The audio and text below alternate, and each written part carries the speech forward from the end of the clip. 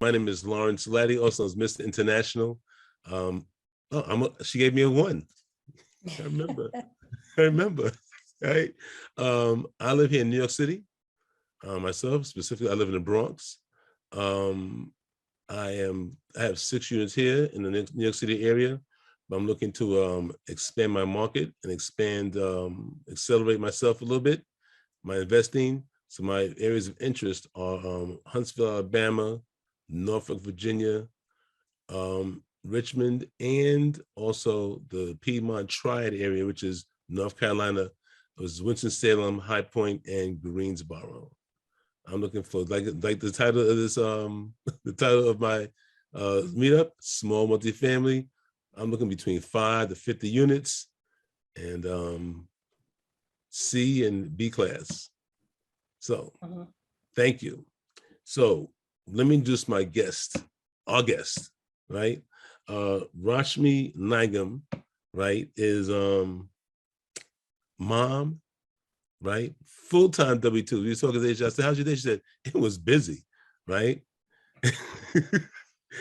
And she also is an investor, active investor, and a passive investor, and also is a philanthropist, right? And tonight she's going to talk about her journey through real estate as a woman. She's going to give you some lessons. And Rashmi, thank you for coming. Appreciate you and your time.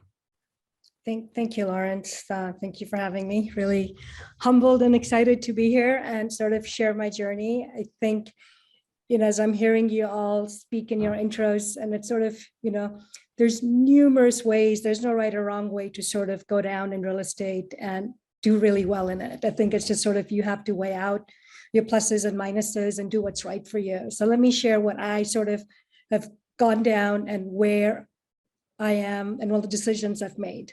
So I am a first-generation immigrant. I moved to the US when I was 17 to go to college, and sort of, I'm an Indian. And so part of sort of being an Indian, I had to do all the right things that, Indian parents expect of you. You get an engineering degree, and then you go do a master's, and then you go get an MBA. So I did all of it, and I loved it all. And, and it's been beneficial. I started working in tech, still in tech. So my W-2, which I absolutely love, and, it's challenging, exciting, thrilling. All of it is in tech space where I'm building sort of digital products.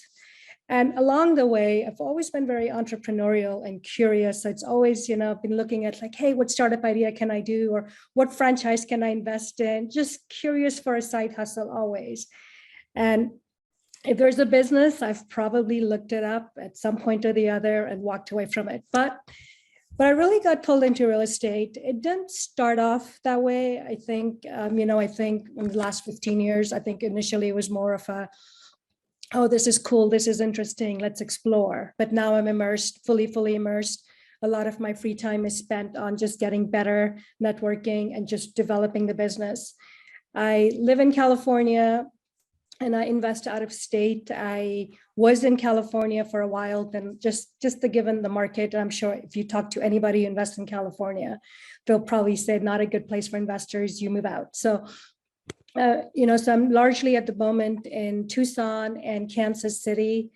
And then those are my active deals. And then I've invested passively in about 10 deals or so in different markets that I'm interested in, that are good, but I just don't have the appetite to get into because I don't feel like building the relationships or the network, or don't have boots on the ground. But, it's a good way to, get some good mailbox money.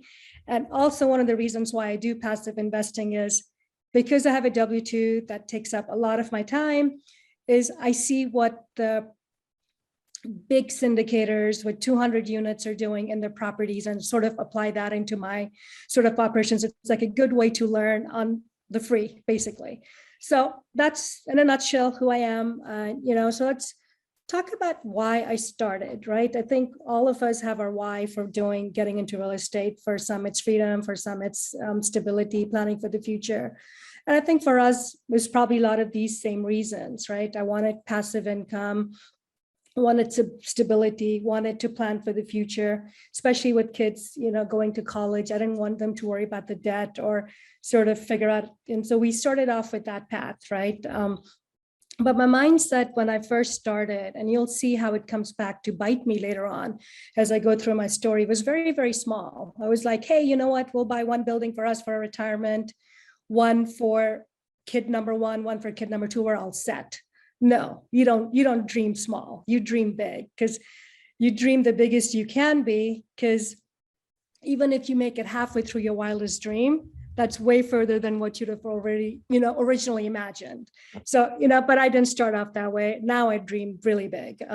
But back then I wasn't. So, many of you are in single family homes. I didn't go down that path. I don't know why. I think for me, maybe I was lazy. I was like, oh, I don't want to deal with one building, because if a home is vacant for 3 months, there goes my money.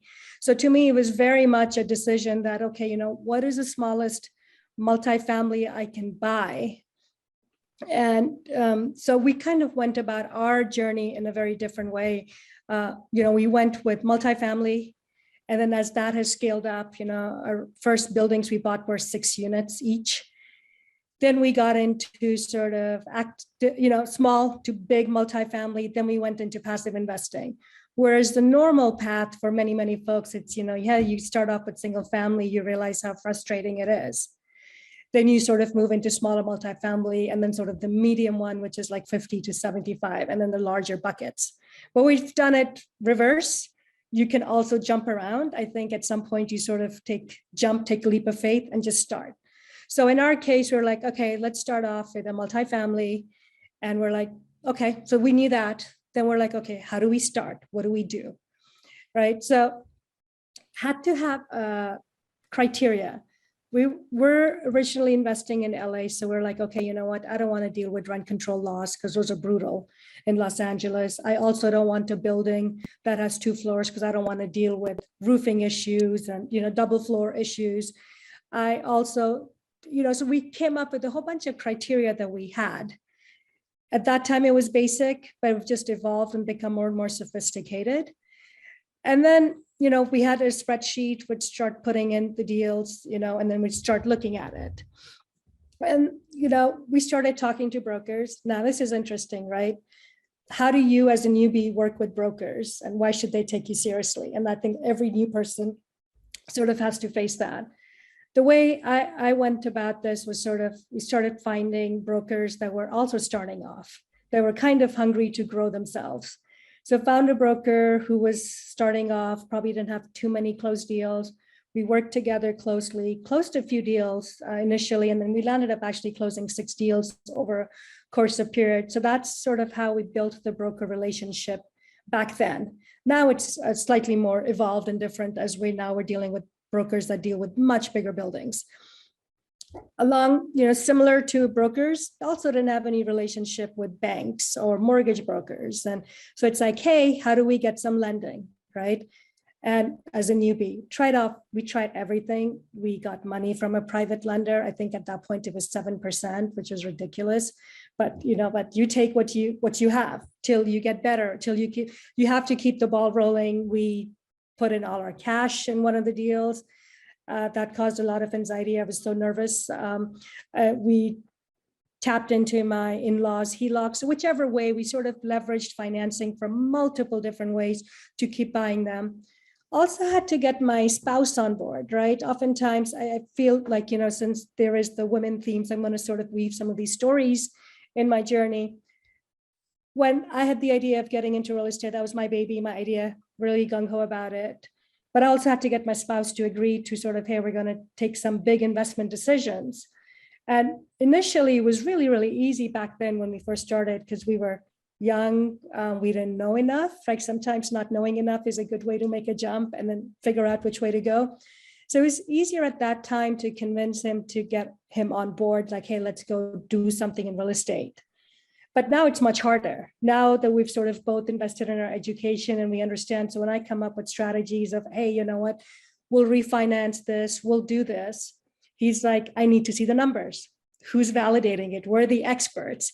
So I think oftentimes, if you get into found that, as a female, sometimes you kind of need to make sure your spouse is on board. I think it works both ways, even for men, but I think it's even more so for female to be like, hey, we're going to do this, and here's how we're going to do it. So now it's a lot of data, a lot of expert notes, hey, I heard this lawyer speak who's focused on this. This is what they do. Or put him in touch with the expert so he can get his questions answered. So we keep moving on that path. So let's see. So we got our buildings. We started buying multiple 6-unit buildings. We sort of took a bet on path of gentrification. And, we started looking at where Starbucks was coming, where Home Depot is coming, right? These big companies have big departments and they spend a lot of money on research. Take advantage of the research for free, right? So we didn't know what we were doing, but we just knew like, oh, let's see where Home Depot is coming up. Oh, maybe that makes sense. So we bought, a couple of buildings based on the criteria of what was happening in sort of the general neighborhood. We also wanted to be very close to the building. So then we bought those buildings so we can check up on it. And then we did that. And we bought them non-rent control. Got them, started running them. So what we did land up buying was Class C buildings. Now, Class C is tough. In hindsight, at this point, I'm more of a C plus, B minus, B, occasionally an A, but I like to, sort of what Lawrence was saying, I'll play in that market. But Class C is really tricky as a first time sort of investor, right? Because the learnings are brutal. The C minus D is like the tenants are brutal. I mean, if you have the stomach and the appetite, go for it. But I did it, but I also realized we had to get out of it. But, I'm glad, learning worked. The other thing, where we messed up, or I messed up actually, it was sort of when the idea was mine. I sort of got my husband on board to invest in real estate. We started, but to me, it was a wedding. I was really happy about acquiring the buildings, but I didn't want to focus on the marriage part of it, the operations of the building. So I'm like, oh, we're done. We have these buildings. Now you go do the work, because I thought he should be doing the dirty work of fixing toilets and dealing with the tenants, and really didn't have much interest. And of the two of us, I have more of an interest in it, more of a passion. And so he hated it. And so that was a mistake on my part. And that's something that's never happened again. So I think, again, for women that are more interested in pursuing a career in real estate or in that business, right, then your partner, you be the one on the ground, you deal with all of it, tenants, toilets, and trash. So because it's your baby, own it. And the reason we ran it, maintained it, we learned a lot of lessons on the ground, fixing stuff, negotiating with tenants if they weren't leaving, paying them out to break their lease, all kinds of tactics. And maybe being in small multifamily, when it is you doing it, you have a lot more wiggle room to run the business the way you want to.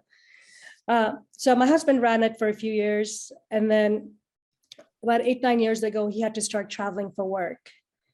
And so that's when the whole, our buildings fell on me for day-to-day management.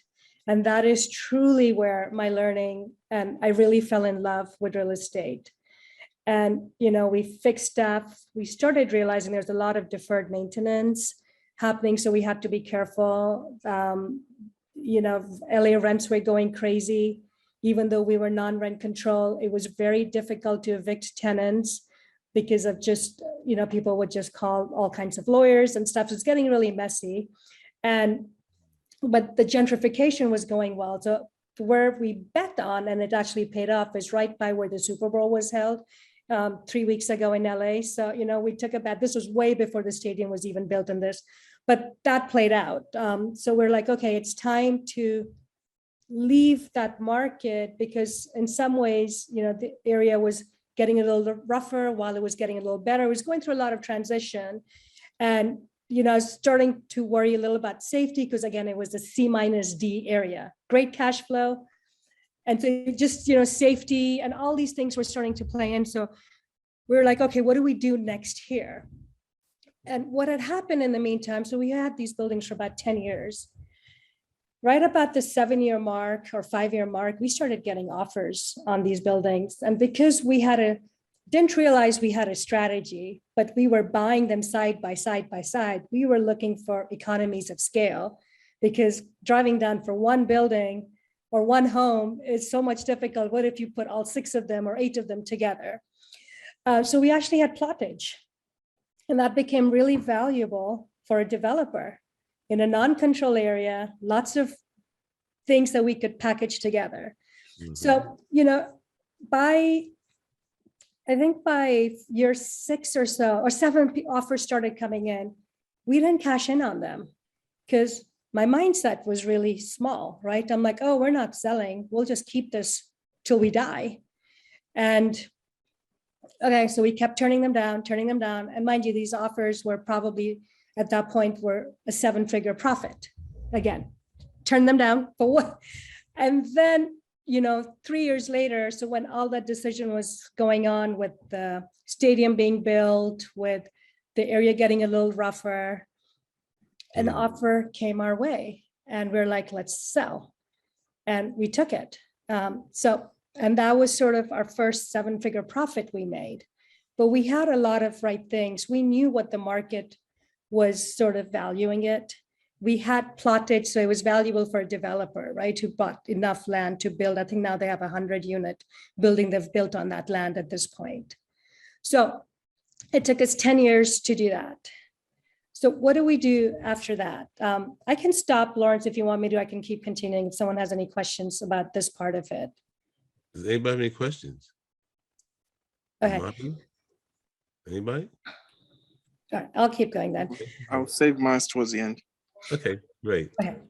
So what do we do with that money, right? So we took that and then we bought a 50-unit with most of the proceeds into out of state in Tucson. So that was funny because there's interesting dynamics with the 50 to 75 unit space, right?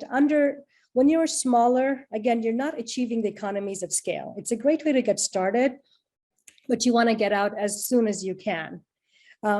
What you do get some of it in 50 to 75, but the numbers still don't make sense to have full-time maintenance person, full-time property manager, full-time asset. You just don't have the numbers for that. I think once you hit 100 units, that's where it all starts making sense. You can actually staff it properly. But, we went with the 50 unit back in Tucson. Again, this was maybe 6 years ago when Arizona market was just about to start blowing up. And so we found a person. So ideally in these 50 to 75 units, you want somebody who's really good with the front office, but also really great at doing maintenance. And so we had this person. We're like, great. Let's go with this deal. We're going to keep this person. He's perfect.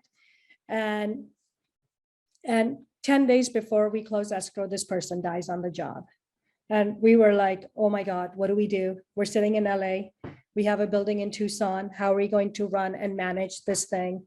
And probably the biggest growth in my learning and education was probably in this time period to how to operationalize a building, right? To really make it become a business. Till this point, while we were growing ourselves in LA, it certainly felt more as a hobby. Never look at this as a hobby. It's a business. Just, look at it, hold yourself accountable to the numbers and targets that you're setting. So anyway, so here we were living out of state with no property manager.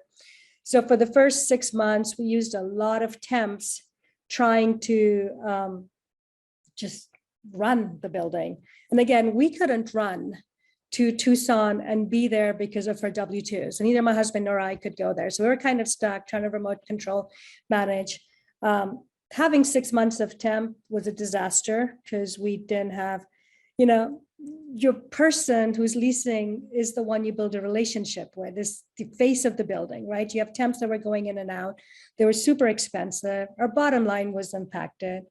Our property management fees were like 22%. I mean, note to self, super, super high. Like you must always know your numbers and have a good understanding of all benchmarks for all sort of line items in your P&L once you start getting into bigger units. Because without that, you just don't know, where you're indexing or not. So we let it manage. We knew we had to do something. So at about 6 months or so, or about 9 months, we fired a property management firm because they just couldn't find somebody. It was just a disaster. It's another lesson sort of learned, if you're going to let go of someone, whether it's your property manager, asset manager, whoever it is, do it sooner than later. No one ever says, I wish I had waited 3 months to do this. It's almost like, damn it, I should have done it. So now, I've had a few more instances where property management firms just haven't been great. And in those cases, I pretty much give them about 3 months from the time we start working. And, if it's not working, we're just, you cut your losses, you move on. So after about a year, we got a new firm, started stabilizing, increasing the rents. We took advantage of quick ways to sort of make our losses up, right? I mean, we had vacancies, we just had poor team running it. So we got in a lot of Section 8 tenants, got in a lot of, I think in Tucson, the rehousing or the International Refugee Committee, they would house a lot of families that were moving. So figured out ways that would guarantee us revenue while sort of we were stabilizing and reducing our costs. And a couple of things I've always done, in my buildings, if I'm in a market, I always keep a broker reaches out saying, hey, you want to sell your building? I may not, but I'll certainly share my data with them so they can give me a point of view on my building. So I'll always know what my building is worth at any point. If anybody ever calls me, I will return their call back, even if I'm not interested. So it just so happened, we were stabilizing, things were great. This was the first time we actually had a business plan. When we were in LA, we were so small, we didn't really have a business plan and exit plan. Here was sort of, this building was like the beginning of a business plan and a strategy. So we started it, truly didn't have a truly defined one, but we're working towards it. But on Christmas Day, got a call from a broker. I picked up and he's like, hey, I have somebody who wants to buy and they're in the middle of a 1031 exchange and they want your building. I'm like, okay. And he goes, do you want to sell? And I was like, for the right price, I will. Make me an offer. I'll never negotiate first. Sort of, I will never come with a number first. I'll wait till they come. I'm like, here's a number. You come back with a offer for me and then we'll talk. And they came back. I countered that, I countered with a much higher number. And that for that quarter, this was about 3 years ago, it was the highest sort of Class C per unit sale in the Tucson market for that quarter. So, I was really happy that sort of, being really tough on negotiation. And I was only able to do that because I had a frame of reference of what my building is worth. And I just went, for the higher range plus a premium, got it. So in my first sort of, transactions, it took me about 10 years to make a 7-figure profit. The second time around, it took me 2 years. And the reason to make that profit again, the reason why it worked this time was I was networking like all of you are, I was putting myself out there and I was absorbing all the content that was out there to see where I could learn and what I could do. And so, so cannot emphasize that enough. So what did I do with that profit next, right? So I just bought more and more real estate. And so now I have about 150 units total, spread across multiple buildings. My biggest one's a 61 unit in Tucson. Again, much better building than what I had previously. And my goal sort of is, to get to 500 units. I'm just working on that front. What am I doing right now? So the building, the 61 unit that I acquired about 18 months ago, stabilized it, increased the rents up by 25%. I mean, Tucson, if you follow the trends, has been one of the hottest markets, at least for last year. And had a really solid business plan and an exit plan this time. So again, because of the education, I was like, okay, at 3-year mark, I'll do this, or I'm going to, fix this, do this, add value this, build this. So we really walked in a very defined structure. We increased our rents up, and so now in the middle of doing a refi and, out. So I can use that proceeds to buy maybe another 40 or 50 unit building. So I think I'm about to maybe still closing. So I don't really know where it's going to net out, but anywhere between sort of 750 to $1 million in refi, I'm going to pull out of this building. So essentially I've pulled in my capital that I've done, and whatever little equity that I've left in the building is now going to give me about 15,000 in monthly cash flow. So I'm saying these numbers so you guys can imagine how quickly stuff starts rolling once you start getting that scale. And it's very doable for anyone, for everyone to just do it, as long as we sort of follow through a process. So that sort of has been my, active journey so far, right? And then so I'll probably add on maybe somewhere between 40 to 80 units this year. And along the way, as I mentioned earlier, I started looking at, hey, how do I invest passively? Because it's fun. It's fun to learn from what other people are doing to buildings and real estate. It's also fun to get some mailbox money. I mean, there's nothing wrong. It is probably the best feeling, that guaranteed mailbox money that just shows up every month into your bank account. And, and there's different strategies there, right? Again, the fundamentals stay the same, whether it's active or passive, right? You have to know the numbers. And there's a little more of a know, like, trust there, right? You have to trust the person you're investing in, because now you're stuck with them for that deal and potentially subsequent deal to avoid taxes with the gains once they sell. So, so that's that journey there. Happy to get into more of, what we've done, if someone has questions on that front. The other thing, I've been really focusing on, is sort of getting my kids involved in learning the business. My kids are 12 and 14, so they're still young, but it's like you start them early. They have their entire life to sort of live a life of freedom and whatever they want, flexibility. And sort of, they're investors in the deals. They'll look at statements, they'll go for inspections, they'll do stuff. So it's just been a fun way to sort of help educate the next generation and how they can also sort of live this life of, freedom and options. Now, I know the theme is Women's History Month. So I want to also maybe spend a few things that I've noticed being a female in here, right? What lessons I have sort of learned, if there's any advice I can share to some of the females out there. Fundamentals are really the same, right?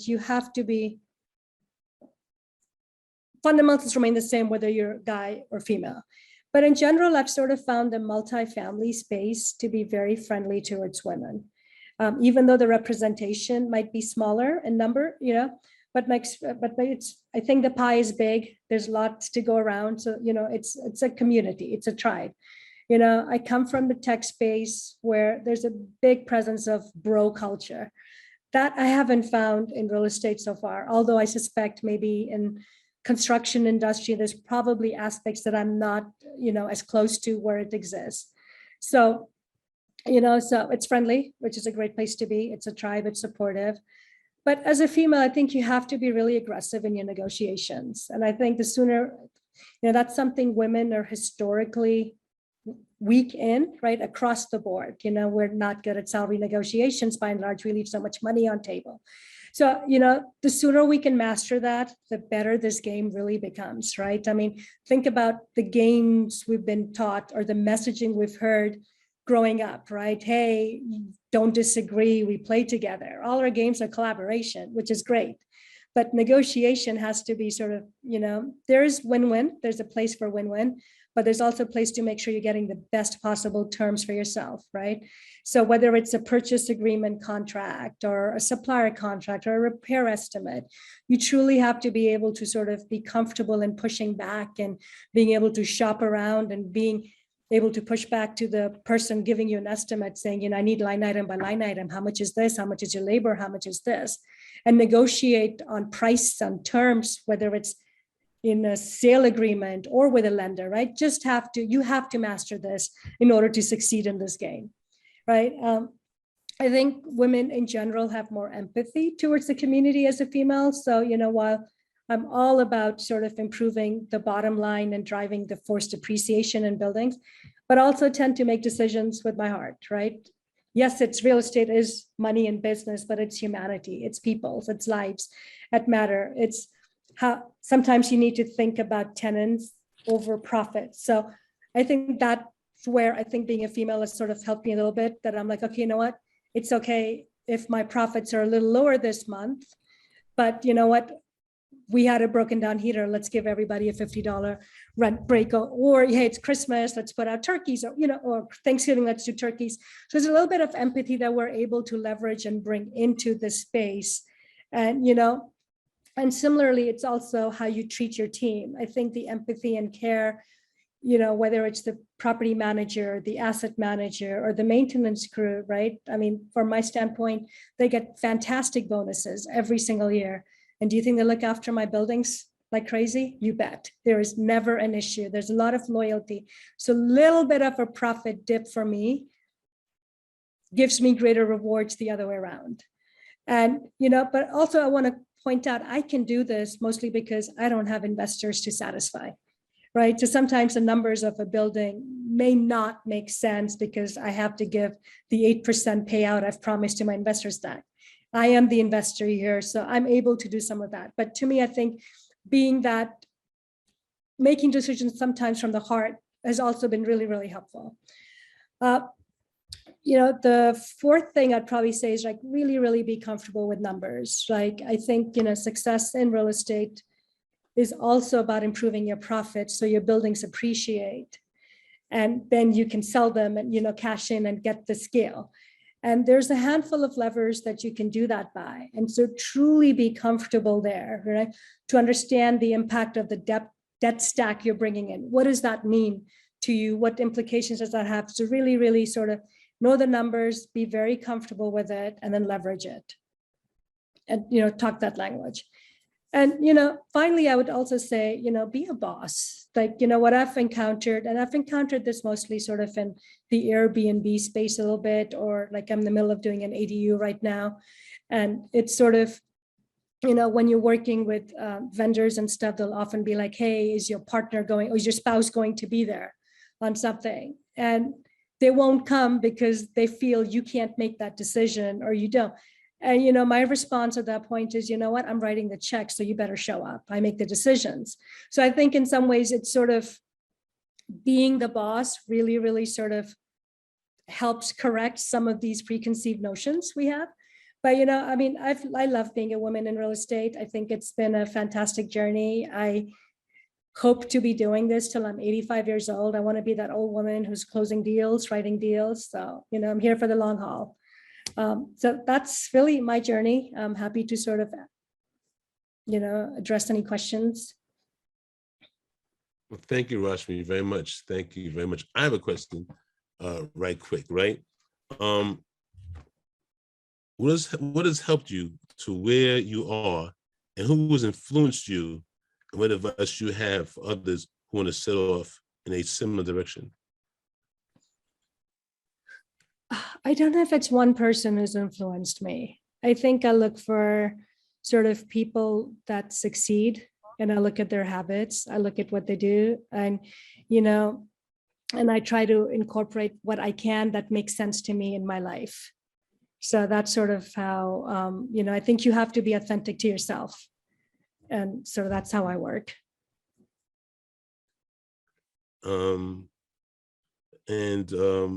Anyone else has a question? Anyone has a question? Yeah, Matt.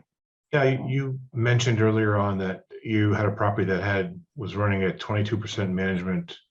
I mean, what were they doing that was causing their rates to go up that high? I think they were staffing. So remember I said 50 to 75 unit buildings cannot support the salaries of certain things. And then the overhead. So it was sort of like 10% wasn't their fees. I think it was fees and benefits and it was all sort of packaged in that it was coming. So, I mean, one of the strategies I've used, if I see them as a property management firm on a building, I know I can bring the NOI up. So I literally will write an LOI just purely based on knowing that that's a property management firm for that, for a property in Tucson. That's interesting. Interesting strategy. I like that. Do you have a team that you're working with, or is it just you and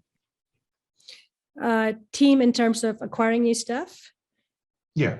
No, and so that's my growth where I need to sort of evolve next. So far, I've sort of been largely operating solo, and then sort of have my husband as a sounding board. He's generally good at finding newer markets to get into. So I give him sort of, and reading contracts, I give him some of the dirty work that I no longer want to do. Like I don't want to read all the contracts because I'm not as thorough as he is, but largely no, but that's a goal. I certainly want to, it is a team sport. I think everyone's going to hear that over and over and over again, but I have to build that team myself. So most of the deals have been financed by you and your husband? So far, yes. So the 150 unit, the portfolio we own is all ours, 100%. Wow. That's awesome. It is. So now, can you explain, because we have some new people here, Rashmi, you said capital stack, right? Can you explain what the capital stack means? So capital stack is how are you going to get that building, right? The terms of loans, whether it's you're borrowing friends and family, or you're syndicating, or it's just basically the debt, the capital stack that you need to acquire that building. Okay. Thank you. We have new people here, and sometimes I don't want to interrupt you while you're speaking. So I need you to define that for the people who are here who don't know the terms. Go ahead, Kevin. Kenneth, I'm sorry. Hey, just a quick question. I noticed you had some, you were talking about criteria to buy and sell, and you try to plan your exit strategy when you purchase now. What thought are you putting into, or how are you handling, like now is of course a great time to sell, the market's so hot, but conversely it might not be the best time to buy. So are you planning your next purchase when you sell, and are you worried about paying top of the market prices even when you sell? Because when you sell, reinvesting your money when you're selling at top of the market, I think is the best. Yeah, no, and valid question, and that's the dilemma I've been having for the last few months, because my 61 unit, I pretty much get an offer every week on it right now, and exactly like you said, it's top of the market. I can pretty much command a price, and you're right, I can sell it. I'm not going to get the same cash flow even with the proceeds, and I put it somewhere else. So either I've had to become comfortable with paying taxes on the proceeds, which I don't want to. So then the next thing is, so I'm not selling. It's basically because it's tough to find a deal at the moment to meet that. So what I'm doing is actually refinancing out. So I'm pulling out almost 80% of my equity out of that deal. And then I'll go buy something when I'm not as pressured. So that was my strategy. And I'm just focusing on improving the NOI. And if it's cash flowing the way it is right now, I don't see why I should sell it in this market.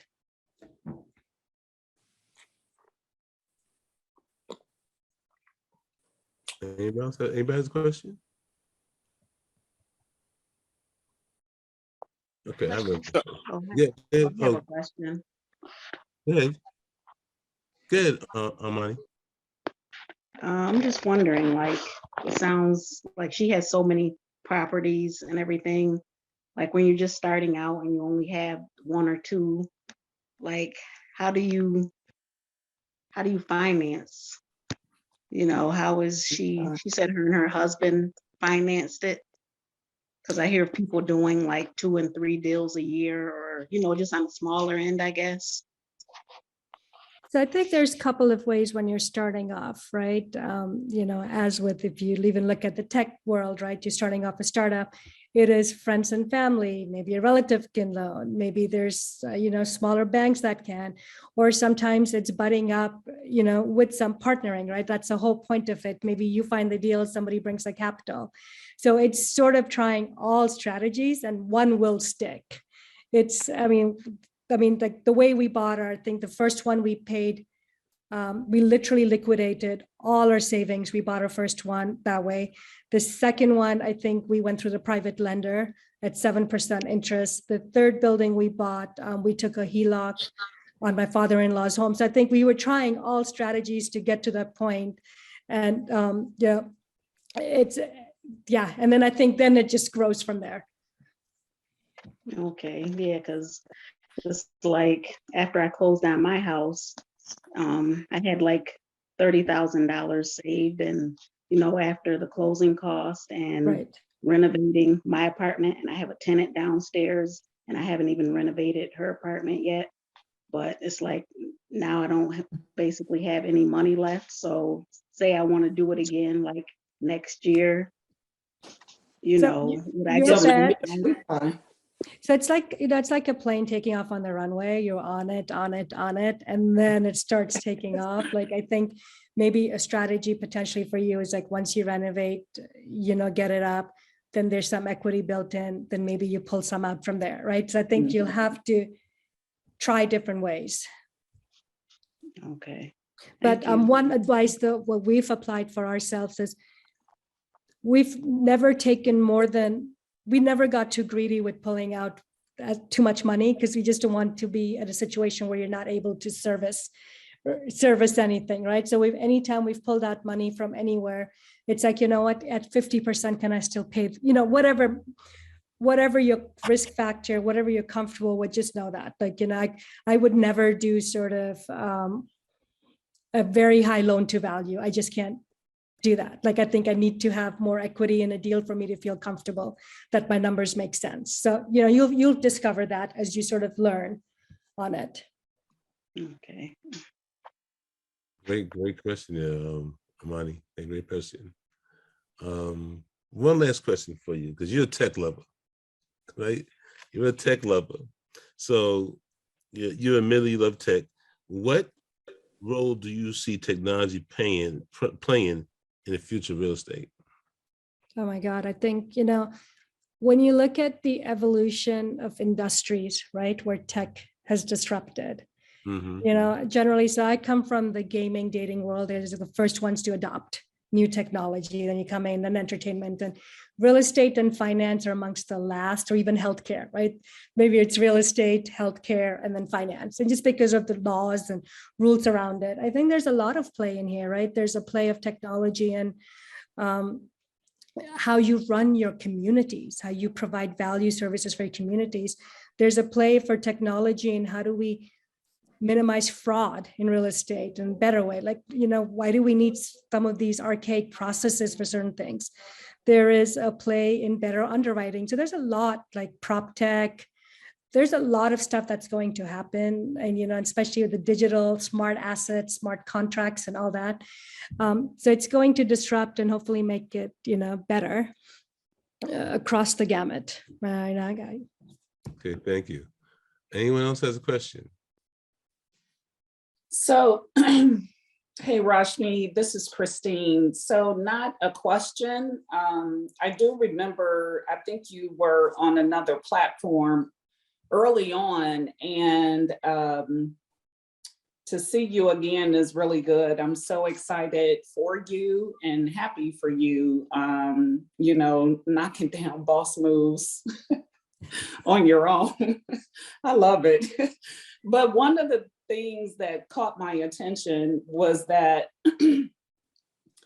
I think, and this is just for me, right? You liquidated savings. You took a loan from a private lender at a higher interest rate.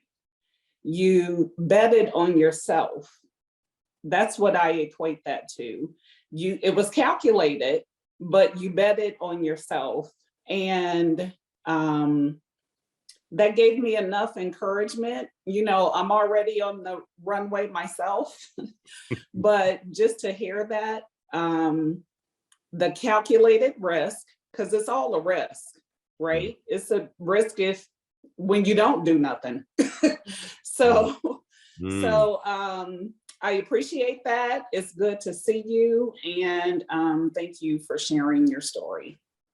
Thank you. I'm so happy to hear that, and good luck with your journey. And if I Thank can you. help any of you, I'm going to actually post my LinkedIn here. So please reach out. I think it's a tribe, and I think it's a fun space to be in, and everyone helps everyone out, and we all get better. Yep. Well, Rashmi, I want to thank you again for coming on to Financial Independence through Small Multi-Family Investing. You definitely did take us on your journey and gave some meaningful and useful lessons tonight. So before we go, And we're not going no place. What I'm doing, I'm gonna shut the recording off, right? But before we go, I'd like to please everybody turn your cameras on, right? So show your pretty faces. Crystal, you hear me, Crystal? I don't know if she can, okay. Courtney, Felicia, you're free to turn your camera on and show y'all driving. No, don't do that. There we go. All right, there you go. There's Felicia. Smile. One more time again, smile. Thank you very much. And I want to thank everybody for attending tonight's meetup. Hopefully see you next week, where we have our guest will be Dolly Garcia, talking about business credit and how to use it to further your real estate investing. Thank you.